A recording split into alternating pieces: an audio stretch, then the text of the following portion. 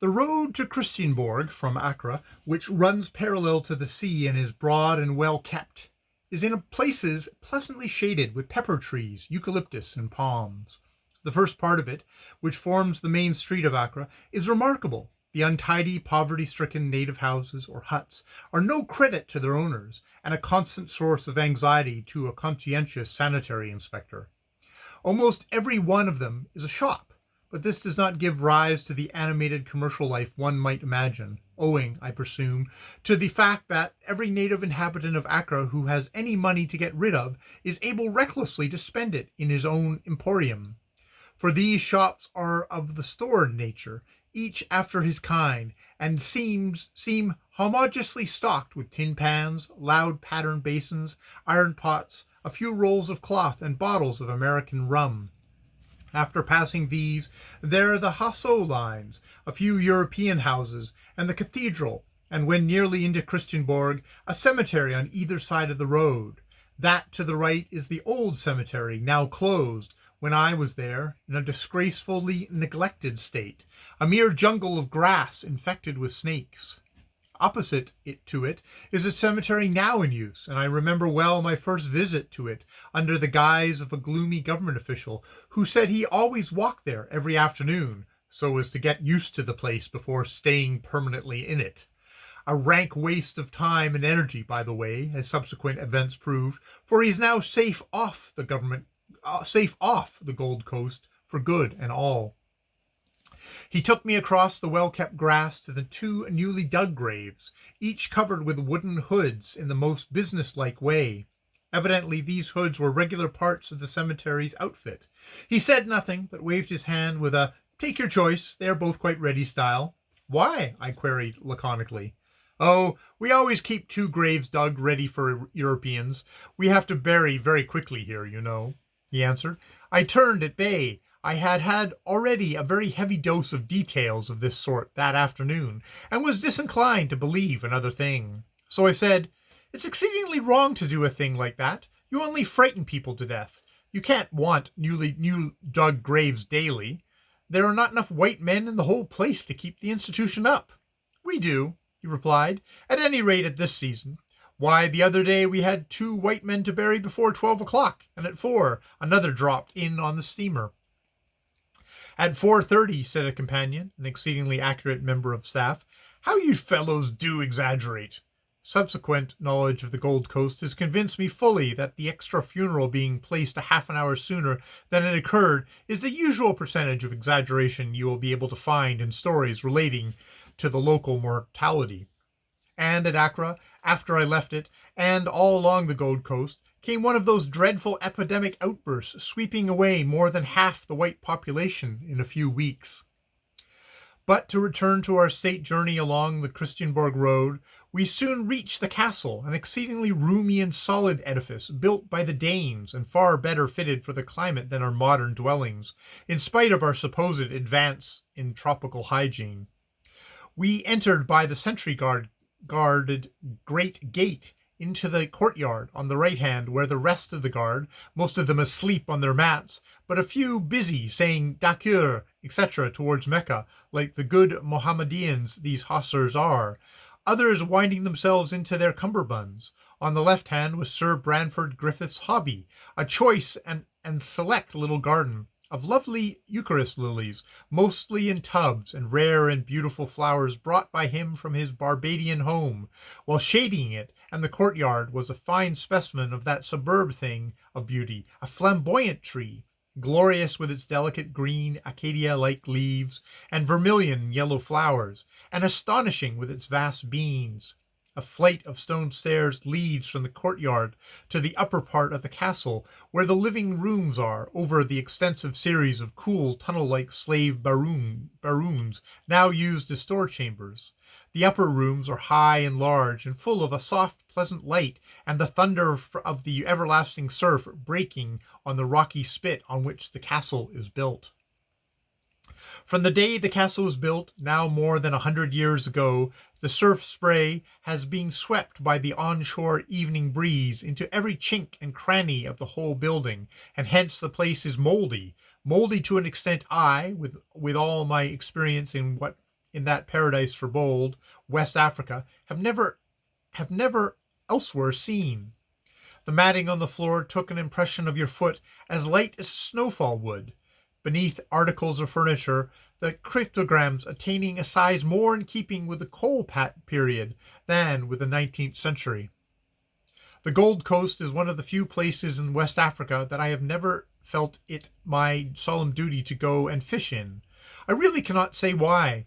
Seen from the sea, it is a pleasant-looking land. Long lines of yellow sandy beach backed on by an almost continuous line of blue hills, which in some places come close to the beach, in other places show in the dim distance. It is hard to think that it is so unhealthy as it is from just seeing it as you pass by.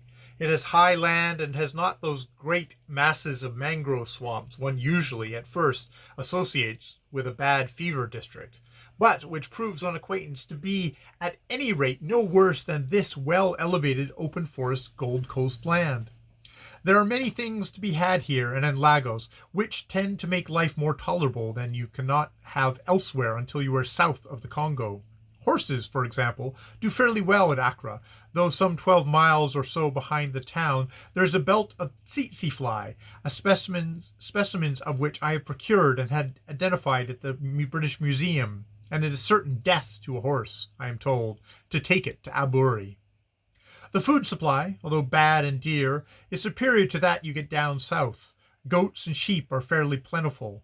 In addition to fresh meat and tinned, you are able to get a quantity of good sea fish for the great West African bank, which fringes the coast in the blight of Benin, abounds in fish, although the native cook very rarely knows how to cook them. Then, too, you can get more fruit and vegetables on the Gold Coast than at most places lower down. The plantain, not the least of them, and very good when allowed to become ripe, and then cut into longitude strips, and, properly fried, the banana, which surpasses it when served in the same manner, or beaten up and mixed with rice, butter, and eggs, and baked. Eggs, by the way, according to the great mass of native testimony, are laid in this country in a state that makes them more fit for electioneering than culinary purposes, and I shall never forget one tribe I was once among, who, whenever I sat down on one of their benches, used to smash eggs round me for juju. They meant well, but I will nobly resist the temptation to tell egg stories and industriously catalogue the soursop, guava, grenadilla, aubergine, or garden egg, yam, and sweet potato. The sweet potato should be boiled, and then buttered and browned in the oven, or fried. When cooked in either way I am devoted to them, but in the way that I most frequently come across them I abominate them, for they jeopardize my existence both in this world and the next. It is this way. You are coming home from a long and dangerous beetle hunt in the forest. You have battled with mighty beetles the size of pie dishes. They have flown at your head, gotten into your hair, and then nipped you smartly.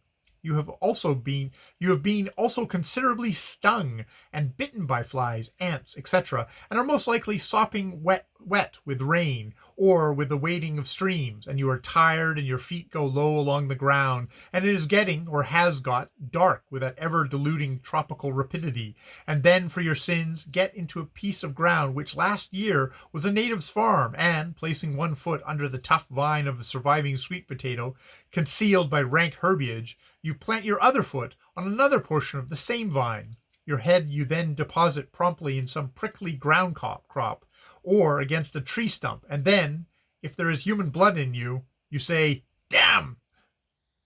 Then there are the alligator pears, limes, and oranges.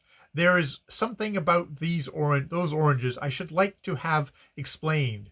They are usually green and sweetish in taste, nor have they much white pith, but now and again you get a big bright yellow one from the trees that have been imported, and these are very pithy, and in full possession of the flavor of verjuice. They have also got the pawpaw on the coast, the carica papaya of the botanists. It is an insipid fruit. To the newcomer it is a dreadful nuisance, for no sooner does an old coaster set eye on it than he straightway says, "Pawpaws are awfully good for the digestion, and even if you're just hanging a tough fowl or a bit of goat in the tree among leaves, it gets tender in no time, for there is an awful lot of pespine in a pawpaw," which there is not. papine being its active principle. After hearing this hymn of praise to the pawpaw some hundreds of times, it palls, and you usually arrive at this tired feeling about the thing by the time you reach the Gold Coast, for it is a most common object, and the same man will say the same thing about it a dozen times a day if he gets the chance. I got heartily sick of it on my first voyage out, and rashly determined to check the old coaster in this habit of his, preparatory to stamping the practice out. It was one of my many failures.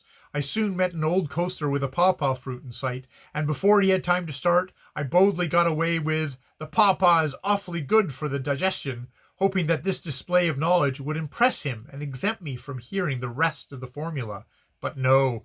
"Right you are," he said solemnly. "It's a powerful thing, is the pawpaw. Why, the other day we had a sad case along here. You know what a nuisance young assistants are, bothering about their chop and scorpions in their beds and boots and what not and a half, and then, when you have pulled them through these, and often before, pegged out with fever or going on the fly in the native town.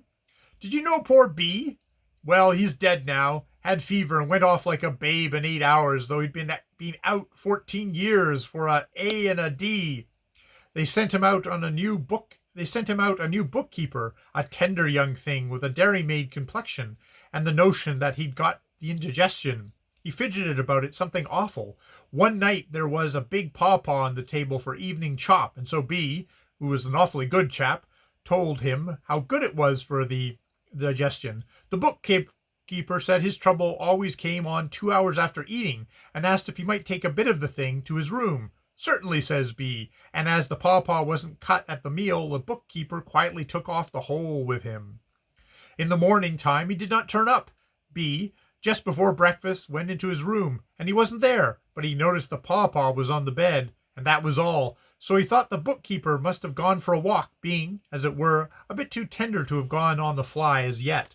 So he told the store clerk to tell the people to return him to the firm when they found him, straying around lost, and thought no more about it, being, as it was, mail day, and him busy.